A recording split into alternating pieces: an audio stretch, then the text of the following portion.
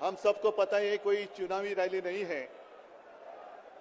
अपनी दो बहनें हिम्मत से लड़ रही है। अगर बहन हिम्मत से लड़ रही है तो भाई कैसे पीछे रहेगा। और इसलिए हम सब दोनों अपनी जो बहनें हैं, कल्पना जी हैं, सुनीता जी हैं, आप चिंता मत करो। सिर्फ हमें नहीं, पूरा अपना देश हिंदुस्तान आपके साथ में है। देश में जो स्थिति है मैं दोहराना नहीं चाहूंगा। एक कुछ दिन पहले आशंका थी कि क्या हमारा देश तानाशाही की ओर चल रहा है, लेकिन अब वो आशंका नहीं रही, अब वो सच्चाई है। अगर बीजेपी सरकार को ऐसे लग रहा होगा कि अरविंद जी को अरेस्ट किया, हेमंत जी को अरेस्ट किया तो लोग डर जाएंगे, लेकिन उनको आज तक पता नहीं, उन्होंने अपने देशवासियों को कभी पहचाना नहीं। मेरे भारत का हर कोई डरने वाला नहीं, लड़ने वाला है। और अगर हिम्मत है तो बाकी आपकी सारी एजेंसीज हैं, ईडी, सीबीआई, इनकम टैक्स, जैसे हम इंडिया गठबंधन बनाकर सबके सामने आए हैं। अगर आप में हिम्मत है तो बीजेपी को मैं कहता हूं, चुनौती देता हूं कि बाकी सारी लोगों को छोड़ दो, आप सीधा आपके बैनर पर लगा दो कि बीजेपी के साथ जो 3 साथी पार्टी है वो ईडी, इनकम टैक्स और सीबीआई है। लेकिन अब समय आया है, कितने दिन तक हम उनकी आलोचना करते रहेंगे। अब तो उनका सपना ऐसा है कि 400 पार। मैं पूरे देश को आह्वान करना चाहता हूं कि एक व्यक्ति और एक पार्टी की सरकार देश के लिए खतरनाक हो गई है, और अब वो समय आया है कि एक पार्टी और एक व्यक्ति की सरकार नहीं चलेगी। पूरे देश को मैं आह्वान करता हूं कि हम सबको अब चाहिए, मजबूत देश चाहिए, और मिलीजुली सरकार हमें लानी ही होगी। देश में जितने सारे प्रांत हैं, जितने सारे राज्य हैं, उनका सम्मान करने वाली सर्वतोमुखी सरकार अगर हम लाते हैं तो ही देश बच सकता है, नहीं तो फिर आपका सवाल है, आपका भविष्य आप किसके हाथ में देना चाहते हो। हम सारे आए हैं चुनाव के प्रचार के लिए नहीं आए हैं, हम प्रजातंत्र की रक्षा के लिए आए हैं।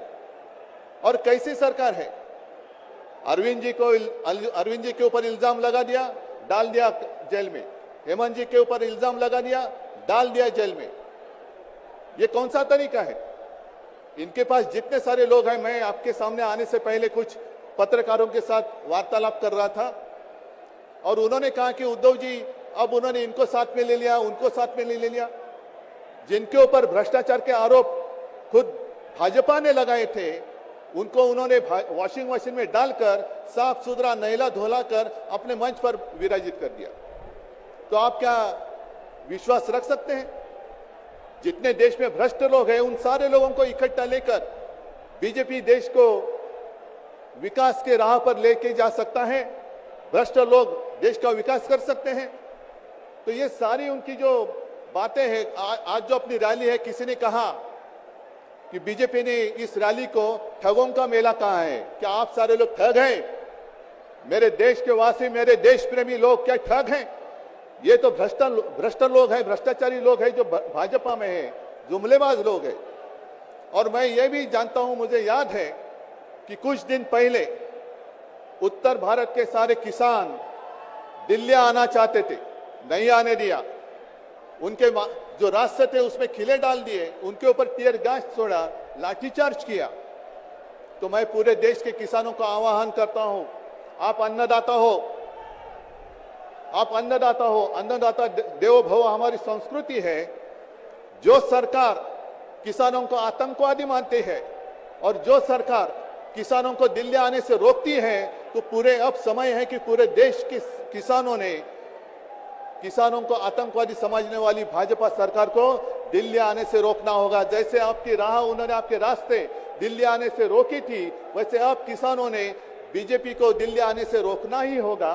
और एक नारा जो मैंने मुंबई में दिया था, वो जो कहते हैं कि आपकी बार 400 पार, मैं आपको आह्वान करता हूं कि जहां से आप आए हुए हैं, आप जाओ, अपने घर पे जाओ, जहां भी जाएंगे, गांव में जाओ, लेकिन एक नारा आपको देना होगा तानाशाही के खिलाफ। अब की बार भाजपा तड़ी पार। अब की बार भाजपा तड़ीपार और ऐसे तानाशाही करने वाली सरकार अब हम दिल्ली आने नहीं देंगे। यही शपथ लेकर आगे हमें जाना होगा। और फिर से एक बार सुनीता जी, कल्पना जी, आप चिंता मत करो, पूरा देश आपके साथ है। आप लड़ाई जीतेगी और हम सब लड़ाई जीतेंगे, प्रजातंत्र जीतेगा। जय हिंद।